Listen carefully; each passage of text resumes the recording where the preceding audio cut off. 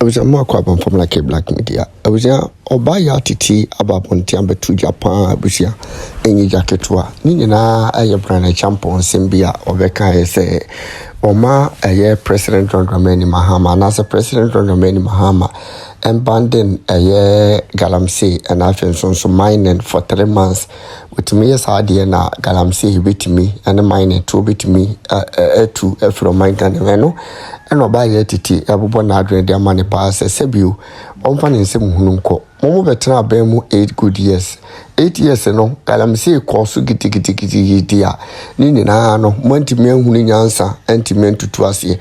Then, oh, catch there will be say, on for 3 months, and binding a year Galamsey, and I've so mining net will be 2.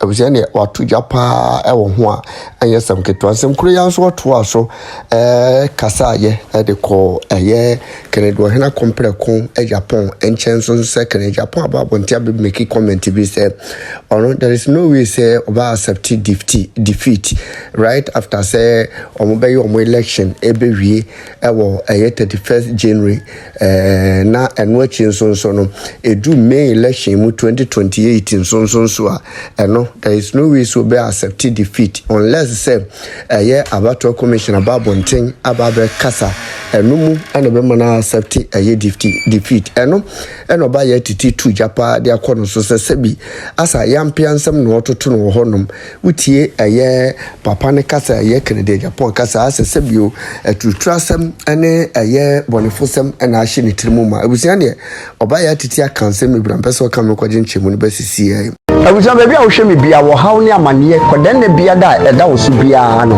But what they say when we begin como, yet the summer was to be a bar, a friend say a Yesica cocoa and a good summoner. Or how beer that was to be a we have some we say. I think we are Bema or Sham Obama, somewhat from Obama, a Ketua, Rabeji Bula Matali, a Druby now Bema, and Yakasi waiting up for Jumanso Ache, our MP. Yet they are quantity a bar, a Buziania show shibrim. I a friend assembly for quantity, and I say with my friend back to sender. Only be how, only be tata. What to bet, our Hosa was sanity will be cool.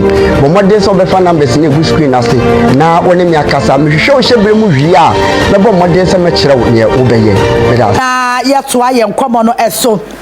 Enra o tieti nkoma hodo a ekoso asese ade ba ko a aye adesua kase pa ba on my way eye Galamsey anase illegal mining essential essence ase ade bia ye ni abre ho pa the last time na me ka say media me fa ho se woye party A ni anase woye party B ni se woye illegal mining ko ade a woye me enemy so we come after you very simple enya so bi tan obi mpo obi asem anase bibini debi woni pa ba ko anase muni pakuo be ye eduonu na mo wo community bi mu makwahye forest bi mu mutu nsuo bi so na mo ye illegal mining because mo pese munye sika at the expense of ye nkwane de mo saafo no nyade ye ho bechem eniti 9 months 40 simu a ye wo operation o mo ye but enno ye ne mo na mkwate se ono Acheampong say ye ban mining for 90 days na Galamsey no bejai. All right. Mame kwa umano so the line them ewa humano eso wa kasa and as a head of corporate affairs at the Minerals Commission 9 months nkomo bia so ono a eda meni no edi. Dala, good morning. Yeah, me Joshua no pay. Boko de na me adom ye ho ye na me srese mosomo ho tesen ye ho ye papa ya me atumi nti ye ho ye da se anope ne wadaje ye ho say 9 months akoye operation be this week ye be di eno ho nkomo but enra ye te se honorable Acheampong say ne papa mu a enka munye hyehyeye na mofa ban anase eso ento mining eso for 90 days that will be 3 months na illegal mining no ebejai muso musai ya bidase bebre edi kan ma membo abaso woni wapamfo ne modwuma pa mo ye de ma oman Ghana nipa tesemo ena esi semu kran ma mo ye modwuma pa se empu wotwe bia besenko se dwuma wo ye ne so bia bo na ye se ye ntibia if you say enka by now no a problem ne ya solve I mean say nyankoponti ye be solve ya se wutie nsemu a MPP for eba opposition wo mo ka obisa wo hu se enti saa nkrofo we wo mo abemu tie nwotwe na die na na wo bani su ana wo mu hu ade ehu de ombeken because enyoma wo ma ya failure wo man succeed no saa nyoma no ne proposals no mo ye de ma NDC for and so NDC for the manifesto different de buy and wo mo so different manifesto and eba yeah Nana Akufo-Addo take you over in 2017 or the presidency here akonya otiso at the to so about fighting illegal mining owie yendo di kan ye ne say or calling for licensing audit. So licensing audit in it say obi a waje license awodi mining bia from Tambra no hwehwe. Sa time no omo ma register numpo wa register numpo o se ton krata branto bia de krata bai. Nana Akufo-Addo no hwehwe musa no mo banning illegal mining or some mining small scale mining for 18 months. Almost 2 years, 18 months. Yawabra MPP be kono. Problem number 2 ya na Ayeka since say number 2 ye. Since the galamse na jin semukra. Ma men kire odi adi ya brana sample brana champo na sem no enye adwuma. Time wa wo ye audit ni wie ye no. Na omu so we omu se o ye NDC ni anasa o ye NDC businessman. Oya NDC miner we onye nipa abrantie we onye nipa do mu yi omu twitwa license ni bebre for revocation of licenses wo mu revoke bebre into omu wi ye no ma 323 licenses say wo mu de omu nya adwuma ya se wukọ nkrata mu na wukọhwe adwuma na omu de ma wo mu na wotu say we ni mu nya wo mu na omu ye mining de dada na omu nimidie wo mining ni mu na ye wo mu ye party money omu party no omu party wo do no omu no omu de adwuma na ma wo mu na omu de adwuma na ma wo mu na ye say omu nim adwuma ye fe ne mining no mu ye nti ona omu start say wo mu tu kan ko China kofa China for say brana be me partner brana be partner wo mo ba no e no mo de excavator sakesie pa e de ba e ho na start illegal mining activity no a abeye west no sa na start banya watsina ko no fie nwotwe no mfie nwotwe ni bedru ye wie na sori akonya so a enwoma wo krade ba Ghana ha de dikan e to so mienu to so miensa aye excavators you spend 6.5 billion the importing. And see, Bryan Acheampong, no, you minister for agri. I want Nana Akufo-Addo bang. Na and or see I'm buying small scale mining, illegal mining for 9 months. Idea why 18 months. When to me and yet the entire society proposal say obedient 3 months. Oh, why 18 months? When to me and yet 3 months by a day. Abai no buy no so wo kasa mo planner wo de ye na 9 months ejuma e no omo ye ejuma omo ye ni me say the nafas ni ni ho ne political real and me omampanyini na do mahama na nka kira friend minister honorable Kofi Boaka kira ne say Kofi, please let's be ruthless. The soldiers must be ruthless irrespective of who is involved. Deal with the person. And we are MPP women organizer, we are NDC chairman, we are DAO, you are fighting illegal money, and that's so more. You found your growth, you remember, old to me country say, Michelle Wayechi, you just hang on my yaman too. And see, Namia Dumwara, who share a Duma tax force for any Yanua, Utumun say, woman the pepper on the floor and nobody, a dear by limitation. There be a minister Ayeka once someone say you be just car you dey be sustain woman juma woman ye juma no we need the money because a juma woman problem MPP for create ya to no and so say o man and the quiet the first way be just sika dubo they are solve problem no and the only problem at the moment the political real is there and we shall succeed because a quiet na you first way ye no you feel say nyame adom you be succeed. All right. Now, my from cooperation and 9 months here no Eastern region. And you for putting operation na so arrest because one. Ya me da se bebre na eko Eastern region Brim River no. Okay. Branchie ne mbaba wa mo ye legal man ni edi nsuo no papoto. Enti eko bebi e fe no odan kwanta. The first stop I call ye. Na you drew a chrono omuma obi na my information wo chrono. Okay. Na emrante ni di galamsey wo. Nti you work chrono na koko infuo binum kofon koko fuo na emrante ni mbaba wo ehwemu a yes koko no say insase no keke eni nsuo. Nti ye bowre mu na ye bowre mu no excavators yekoto ye ne yekoto excavators ba ko 9. Yekoto 5 motorboats. A couple of 4 excavator batteries and 5 monitors. And the year and they say they just to 2 the SC they did 2 and at the SC and at the SC and ye control board do not where excavator so ye fresh. Okay. Ye control board do not say you cannot use the excavator again unless you go for a new control board before you be able to move the excavator.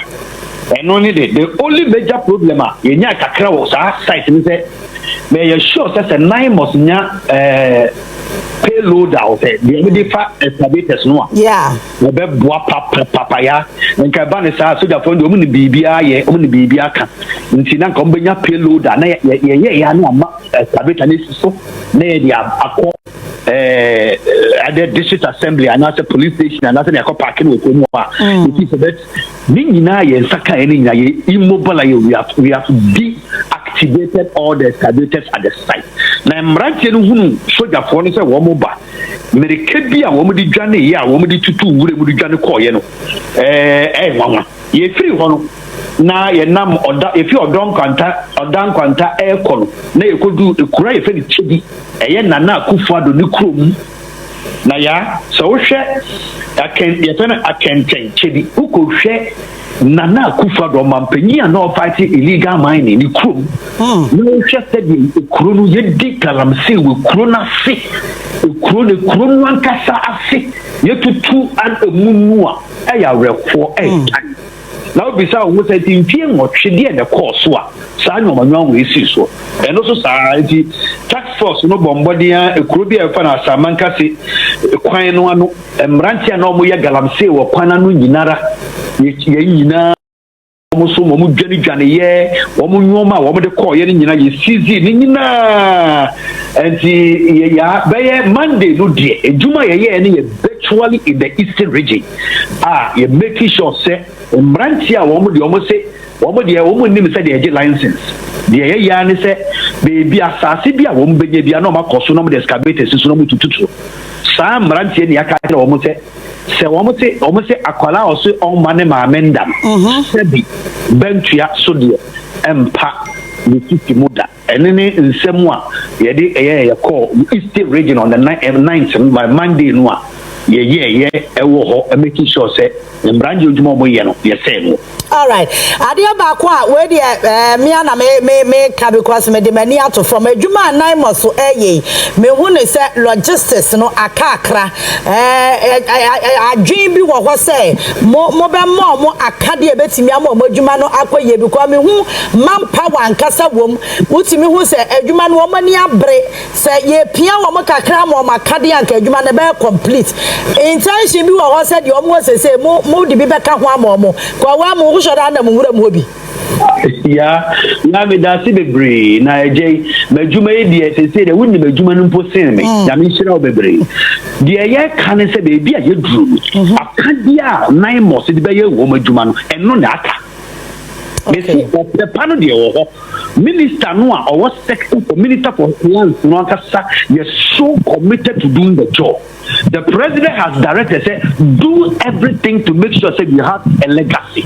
They are akakabi and say they are akadienti any minister for finance akasa or name you show you sikaso say in the year 2026 budget and going forward said your gold board a boy no you be pese ube institutions obe boy and ankasa ube ka budget now this kakaka be boy 9 months no na you not pay loader your equipment papa your account na ya enra nyame adom your company bi am say from Monday ube ti enka okay ba minerals commission or they almost 100 motorbikes 100 motorbikes. Okay. Yes, blue water gas no ni 9 more soldiers ni bi no mu use nti say omo kwa omo ti in kitchen na say we are getting the support in kakra the bibia kire say aban we you committed to fighting illegal mining and yet the crocro the job bia abesin kono we no de am say wo mo pese omo yo omo ku occupy womu di edimpa eto omo mampanyin se omampanyin oba ya wanfoafo galamsey so enti enia asema edaho. All right. Dela mama na say na ya mama baso adwuma pa mo ye mo ka che kanabu ase yeta wo machi de wo se wo yeso ye de pia wo mu bia galamsey de wo mu po ebejai ya da sia no pay ya de da si bebre nyame sha o sha wo so Dela Dam head of corporate affairs wo minerals commission na ye ne no akwakodi enkomo enti wo mu edi galamsey fight nanim ene ye ne wo mu edi enkomo no meti Bryan Acheampong susu ye na mu no me so mesribi because mine na kasa ene galamsey no bacho mine ene galamsey no difference wo mu kakra o ya wo responsible mining ene ye wo mo ye no illegal for na say ye ni abre wo mo so no da bia asem we meka no masinu pise His Excellency John Dramani Mahama is not against mining. In fact, mining no ade abo mine no mayensika semu jina. Mining no create employment. There is nowhere President Mahama beka say or ye against mining. Now your companies be require foreign companies or more Ghana ha. Omo ya mining anamebwa.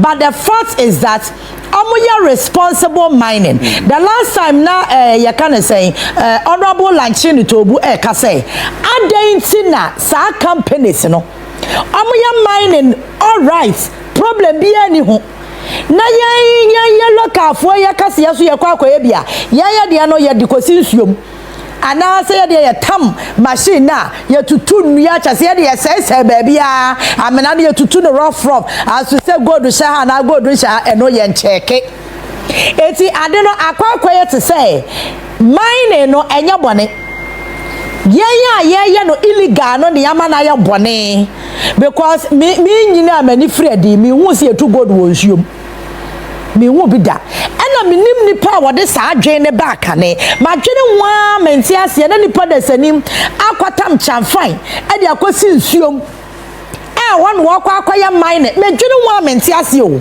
na ti wa wo ye na nsuo ne nhuno no kra no e wo so common sense choice wudi kwa asem ti jai enya no kwa mo sa hwie nuro ade gum amo ya large scale no amo kwa amo fa so amo gold no kwa amo huru ba bi ekọ ense isuo for all this years ya yes ense isuo ense asase enti ya den e na afa ba bi ya dreedie ya ya mbrante ekọ akoye bi omo de nuro ene chamfa ne ade na aye na ade na ye illegal na ya ye se asase ni se isuo wahu nyame ne ye boafo me enkomo will come back to it. But mame kwa ahoma no so emratew Dr. Jonathan Asante ochre panya wa ben ba no Ghana amanyo semu a na nra honorable Kennedy Akompra kwa Japan aka asem bi a adane nkomo a obi edibi Kennedy Japan say NPP fo hia obi a owa akukuduro na ono sa omoyi ni se flag bearer until the last ballot is counted no nyade obe consider defeat there say or to ayampia de ma Dr. Bawumia say 2024 aba no wa yanka ye electoral commission anya hwe and Dr. Bawumia be press conference say wono a wo sa aba no wawe no ano Kennedy Japan de onye bi da eniti adane nkomo do good morning.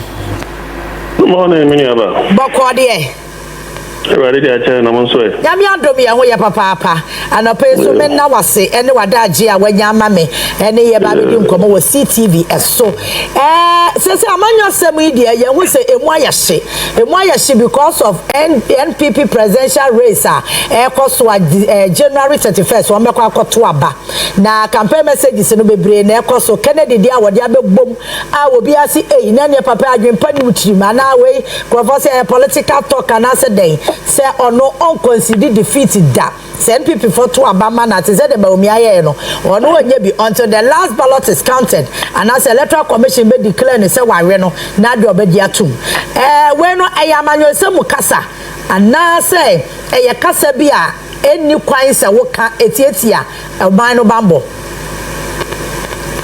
no ya me da wase ma me nchia kwahwefo nyina na payam say and I pay my train a FM station back could be a name.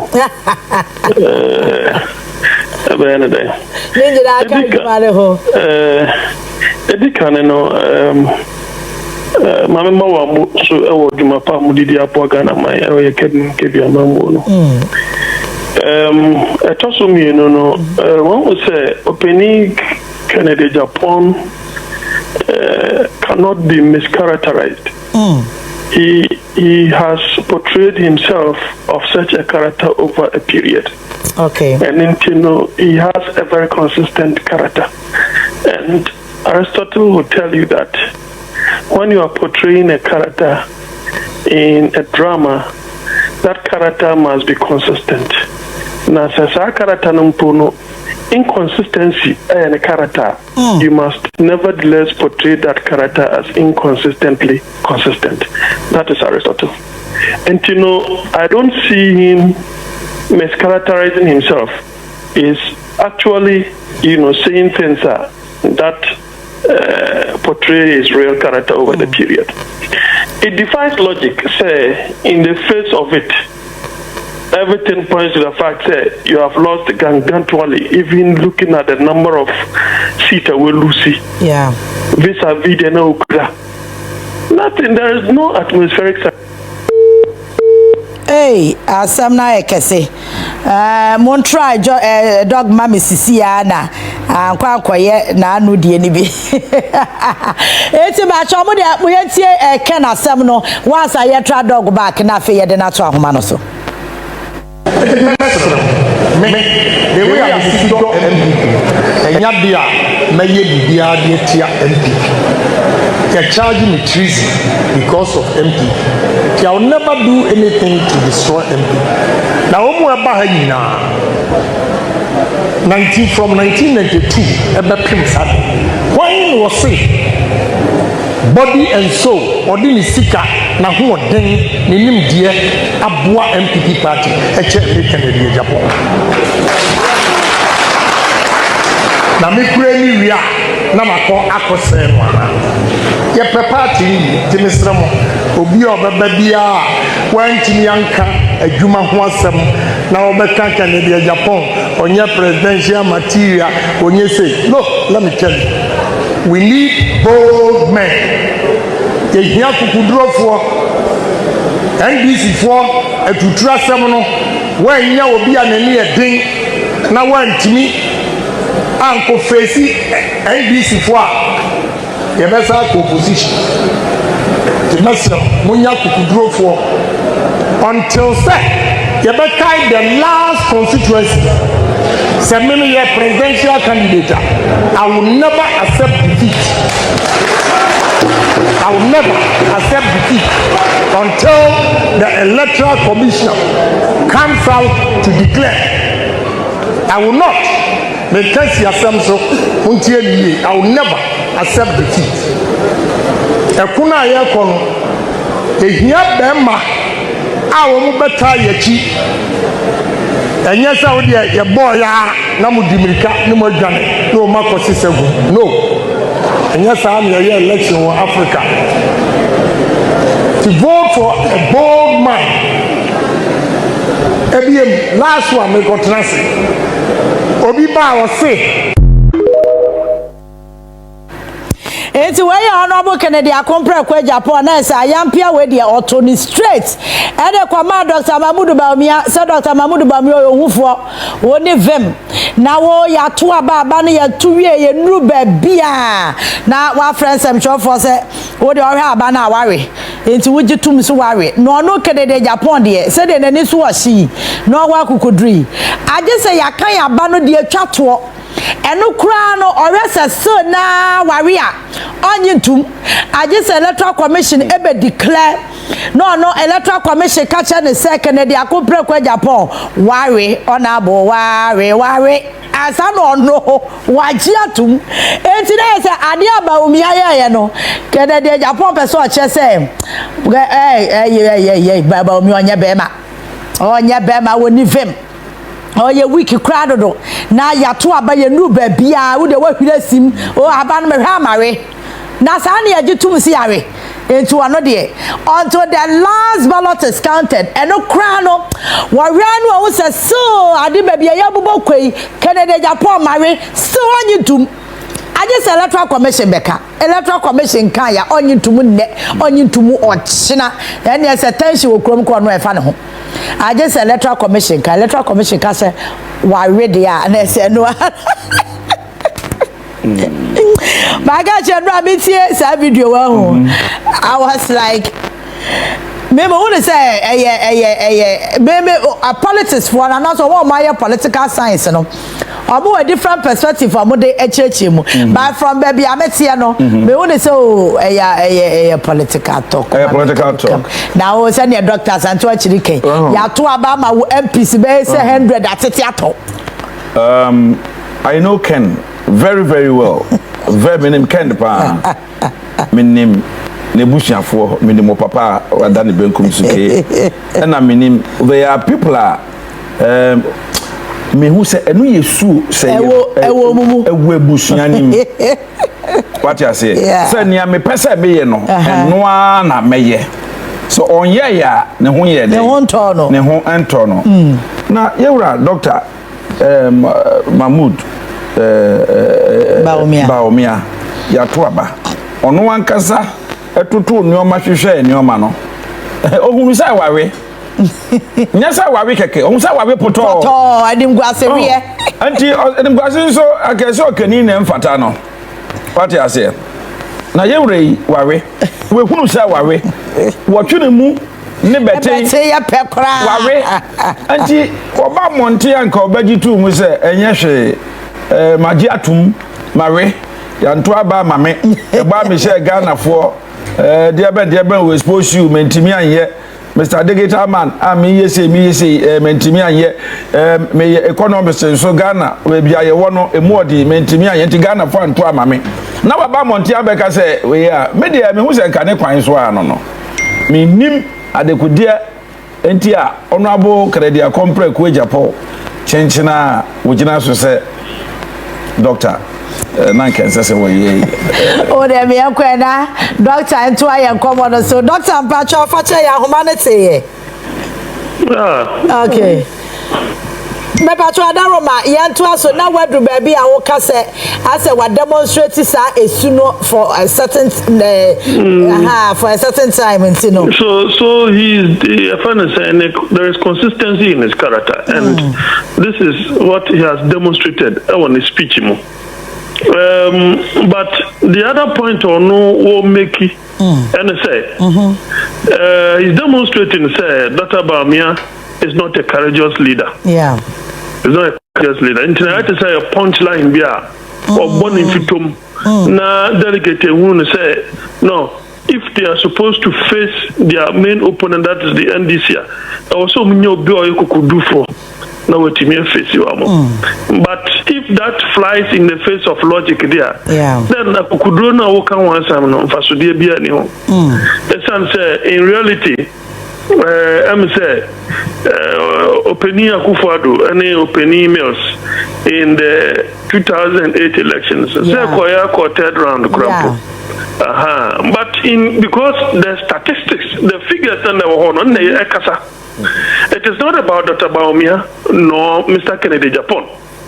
It is the statistical demonstration of figures obia ekutabia ya project what TV so radio foreca. So even if the EC, which is the final arbiter, ember out, ember can say these are the total figures for which reason wedding cho and as a wedding kunimwa. That because of that you not throw in towel and suggest to say ebi attention. It's one of we near there ebi mother. I don't think it is really maybe that as I said that is a pure demonstration of Canadian character, and there's nothing that he can do about it, and it is consistency. Na mesra we ba ne say ya asoman onipa sa no was say ye hwe ye hu ye wone ho ana say ye mfa ne say or ye politician ye political talk sa no say yeah and your political talk the son say we share near EC in the 2024 elections, which led to commotions here and there, people getting killed and so on and so forth. It was all about delayed collation. Delayed collation on the part of EC and their assigns, which led to all these kinds of things, including Ablekuma, is it North or something? Rerun of 19. It was all because of delayed collations. Something that the EU observers had warned us in 2020 elections. We made it worse in 2024 elections. So, it is not just mere political. It is a fact to say a character like that could easily make his followers do the unthinkable, only to realize, say, what they did was wrong. Take, for example, 2020 elections. His Excellency, the current president, felt to say certain things did not go well. The supporters themselves were calling upon him. They were giving him pressure to do the unthinkable. That is to unleash mayhem by asking his people to go onto the street. He chose not to do that. What he did was to go to court to seek redress. Either say Koyi and Koyi, we all saw what the legal gymnastics that took place over there. The little said about Madame, what's the name? Jane Mensa. The little said about her, the better. What you say? If we are in a democracy manned and governed by the rule of law, so it doesn't matter. It is very inconsequential to think that once you have lost and openly so, it is not any matter of courage. You will not ask anybody who has brain in his head to go onto the street when everything is so obvious. If it is a punchliner, yes, I can see it. I can see it's a punchline. Yes, making the delegate know, say, look, Dr. Baumia has demonstrated over the period as not being a courageous leader. In fact, he's just saying, say, he's not a good leader. That is the conclusion. He's not a good leader. But no there, we'll be making sure, say, the last vote is counted. Of course, that is his choice. But when it is not obvious to say, well, Lucia, it makes a lot of sense to say, we'll be trying to the last vote is counted. What you say? Like, for example, me, I always say, it is, I don't know, it is statistically impossible that maybe, or let me say logically, logically impossible that an election that will produce a hung parliament will have one party win outright. It is logically impossible to me. It's difficult for me to comprehend. Say in the 8th parliament, we are in the 9th, right? Yes. 8th parliament. Then what we see is a fact, say, there was no outright victory with respect to parliament. And yet, one particular candidate was able to. The logical, conclusion for me was that there ought to have been a runoff. If by now the president has not commissioned a forensic audit, entire forensic audit, a committee of investigation to investigate the activities of the electoral commission from whatever, either from 2016 or 2012 up to this period, then I don't understand. I don't understand, because it doesn't have to be said it boils down to elections, the process of it, the procedures, the counting, the collation, the integrity of elections. I know they are for leadership, but it boils down to elections, and we don't have to be, only when we are getting to elections. The process from now up to the period that we conduct new elections, we need to see that openness, transparency in terms of administration and procedures. What do you call? What do we even call it? Inter-party advisory committee and all these things. But if we do not show this kind of transparency, then you will see that one party will be accusing the EC of this and that. So I hope to say the Professor Prempes commission or committee about the constitution and its review and all those things, they should include the process of a new process of electing or selecting an EC commissioner, so that level of partisanship is taken away. Up till now, somebody like Dr. Chua or something of that sort is still at the commission. When we know that it is supposed to rid itself of people who are politically exposed, known to be this and that. Everybody is a political animal. But once you are identified in the public space as advocating openly for this, and even occupying positions in the name of that party and so on and so forth, what business do you have being at the commission? And all of this, boils down to the bastardization that our former President Akufo-Addo, put state institutions in.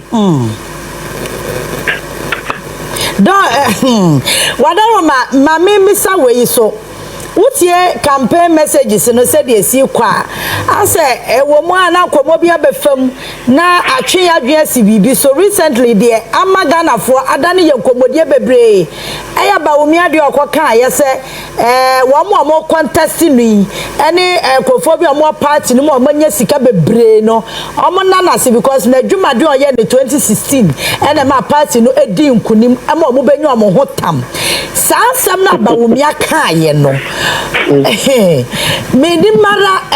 just or kind of for parts in no kruwana or moho. And now send your Adam Koma in this and I say, that's a corruption. I cannot, Baumia justifies a yampa. And some you are more cano, or more Casabro Swana.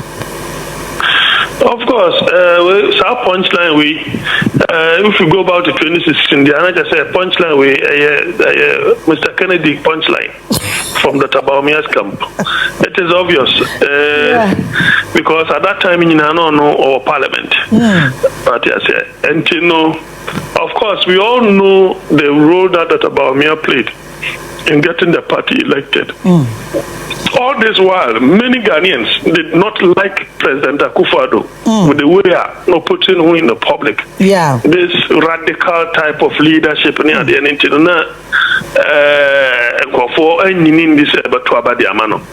Now, so Dr. Baumia Bemuno, Obamano, different coloring altogether. A problem for the NDC. The main problem was not even the flag bearer. The NDC's main problem was not the flag bearer then. The main problem was Dr. Baumia. Because of touch-screen demonstration of the economy and how it was being mismanaged and so on and so forth. And so I say,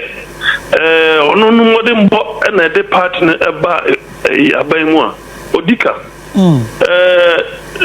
to be in government to come with some kind of benefit. And Mr. Kennedy Agyapong, with a number of a litany of contracts, maybe that's the more reason why he never saw it the need to say but he would want to do his business and then be a parliamentarian. But as to what I say, it borders on corruption or not, I think there is ambiguity there. And that ambiguity, maybe the Kennedy camp will have to clear that. Because there is some kind of miscommunication. Either say, we need so we'll create that ambiguity, so that to create a doubt in the mind of the delegate, say, this person was involved in this. But all the same, it will also be gross irresponsibility on the part of the leadership of Dr. Bawumia to suggest, say, something untoward might have gone on when such a person had all this number of contracts. And yet, government under the leadership of the two, President Akufo-Addo and Dr. Bawumia, did not do anything about it. And I can say, and then contest in it, and I will bond upon him then I think it is also below the belt. Okay. All right. We said their campaign message see Ekeka Koya 31st January no ebedru no meto aba no ebewie no unity betimi aba party ni mo. We share opening in the Japan style. One of the one shut down Fania Manchester. And yes, simple one after say ubedi did not tell our crime be so. Yeah. So no was say ubi anna no say why edi Dr. Bawumia temo sakeno. Yeah. Ubi sa sakeno. But if Dr. Bawumia is still keeping on those people who keep insulting him, it will be very difficult. Say yearly elections now, or some money and kabum. Only we're making that thing very clear. Okay. It will be very difficult for him to bring it together. So see, I say, opening Alan, we now go back. I'm saying, a mobile movement into a party. So it means to say, in some years to come, because PPP, NTME, Enginano, perhaps the Alan movement will become the third force in this country. Because we share,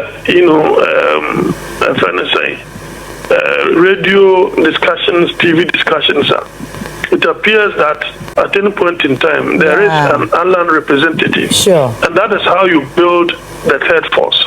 And that is how I'm seeing that happening. And that means, you say,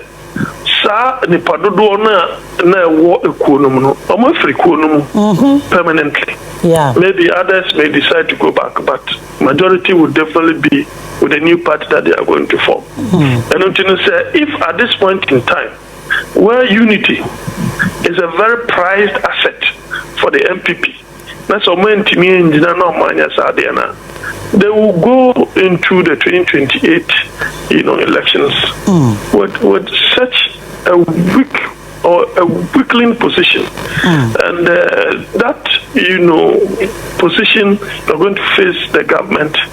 I think the least said about it, the better. All right, Dog Mame, now I see an opinion wadaje. Nyamisha Baba, Dr. Jonathan Asante Ochre, and I know Ekodi Nkomono, Wabe, Ebano Ghana, Manu Semwa, was I share one the Entino, Wadaroma, Ebanesa, and him the phone one Ebeko, once I may meet in China, I say, be who is a political talk, or say a political talk in issue. Subaye woni and what demonstrate party for any Ghana for and into a person my yeti asese or no ye chinchine twan menyintum Akufo-Addo sunsum ni bi menye metebe ho ase twan and no be and working the Agyapong mu and into ye ho asem enonom quick one ye be kwa ahoma no so enche na ye be phone lines na ma won so watimi akire wadwen but ade ba kwa me person me establish and say honorable Acheampong ni nsusuye na ode ba no catch to me and hold water because obi a mo ba na galamsey make galamsey mpo mo ba na mining yes small scale no mo ja large scale for no and mo ba na small scale mining activities nyina for 18 good months na nyina yeti krom heavy e ma small scale for adwuma begu ye me beda na nsem bebre afei omo eba ni wie ye na omo left ban no ama small scale na samba back no na afei de party boys, party women, obia won't be kita alliances. I feel no way I think that is where the problem is. Or the problem was. No the solution no. Dabi. Ban no any solution. Dabi. Na say otume e ban for 18 months I suppose. Yes. But Anyejuma. You see, I was so privy to live around mining areas like Takwa or Kwase, these environs. It will interest you say onipa na wo say wa ban mining no illegal mining no quote unquote no we licenses over 2,000. Emma man for license so mo fa nkoye dwumo. Onso wo se wa ba ne. Enya wonim ena the war issue ade no kra no as a party base. Oh. Wow, party base inti akwa te say ma buy na wo power. And that's the reason why America say. Yeah, Bryan e kan dey. No dey any solution. Any solution. Solution. But I am still sure. Because His Excellency John Dramani Mahama e dey no be egu wonum say. Ye free e asayakobi me ye way. And he is on it. Anabo Amakofibu is on it. Lawyer Naimos munyina ewo mu a wonom nyina eboa Mass Commission omutu da mo bia ni nyina keka bo mu manaboa wo nyina ni nkoniwe ya ontumi enka se ye ba na wo mo ba na mining for 18 months ntimi ansovo meboa menim na ti anokra ba ni tirim si em ba ne I still don't get it ana ade ba kwa wo se ye hye ne so ne se near responsible and you can saying near wamoko lunch wo obuasi responsible mind you wamoko lunch wo obuasi I think say ebi ana slow motion kakra ya bem we so mo speeding it up say na be ya mining communities no ya be boaboa mabunu na no na omate omo ho ase say yeah mamu training na mo be responsible mining and you see this time around difference what any community mining no mu say omo ni large scale miners no companies na kasa etu omo concession ni bi na omo nim say gold wo so no eno bi na omo kasa say muntwa kakra emma ya community memei mrantie ne maba wo yompa so omo ye mining no ya ka omo abom e bia nipa 20 nipa 50 omo ye group baako muntwa efri ha kosi ha emfa momo eno sa no omo de adwuma ama mining company ni say on supervise san crofo no omo e de concession na ma wo mo no say ba ye omo nye illegal eti ano sa no say ye hu say ye twa ha ebesi ha e de ama ka kire group of mining hwan ya anytime bia na ye monitor wo de adrogum wututu amina no rough ana se bia afede okay ka ko ba bia nsuo wa eno yetimi treziu ba community mining no de na enye womu ni sen se mema se takwa ena mining site no wa nipa no kwa akwaya mining ne watakwa no ofim krom bie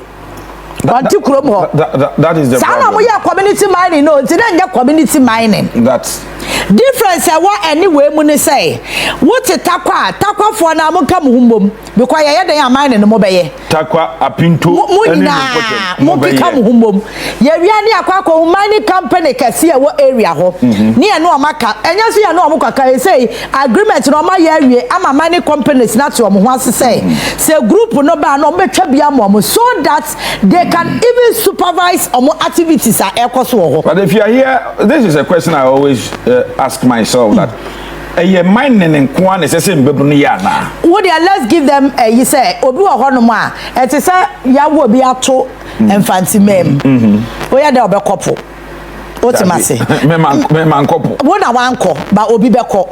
Obi Adrian say, honey, a woman to you until you mammy person me no. What's my say? Sanya me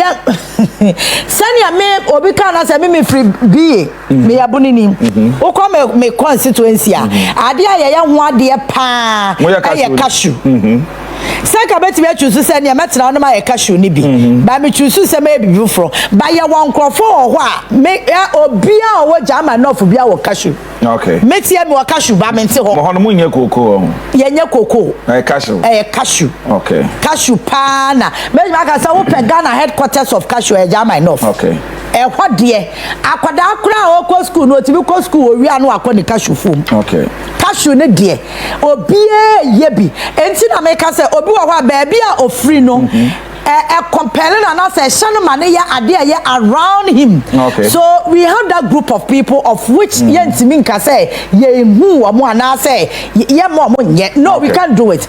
Do are on your mining or on yet? See one conform fit takwa on your mining. Of course. By your one conform to fit takwa mining and one bay. But we will free precia on your mining. But we will precia or some mining none obey. Sound crofone and there was a group woman near more to what says obey your mining now. You're not responsibly. As simple as ABCD. Because me once a wo ya mine no na wo ya no illegal. Wo ya mabufu che wo bia. What ma say? But yan obi no wo ya against mining. Because that is one source of living and answer bibi. But say wo sika wo benya nti no. Ye no mu nso ya poison ye mu de. Oh Debbie. Okay. Debbie no go gree. You no go gree. You no go gree. Because yeah, said the who can ya no. Sa mining and koma ye die. Yeah, e de no mebo. E de no mebo. O e de nsemu ba. E de no mebo pa. Konyako ha nansen. Aye. When the way and so ni aye. Yeah. River Ayensu, River Densu, River Brim, Tano Pra. Enti na many abresa was say. E mo bia for life na my. Many abresa e was say yes, your resource 9 months. Because 9 months adwuma mo ye no manpower no doso. Aba na de abeka no krache manpower adwuma 9 months so ye no. E doso dodo. Which operation Galam stop operation Vanguard ne wan logistics omunya ye no 9 months anya mu fan ka be ye sure say. Operation Vanguard ne sika ko mu na nye sika ketwa.